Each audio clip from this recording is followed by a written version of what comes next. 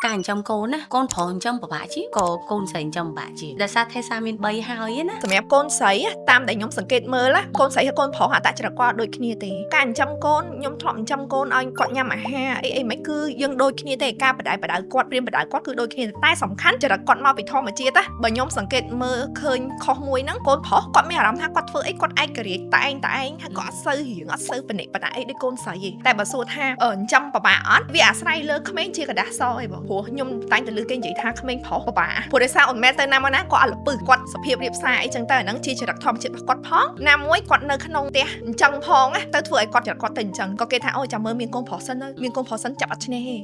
ត្រូវបោកក្បាលនឹងជាងបោកក្បាលនឹងជាងហើយ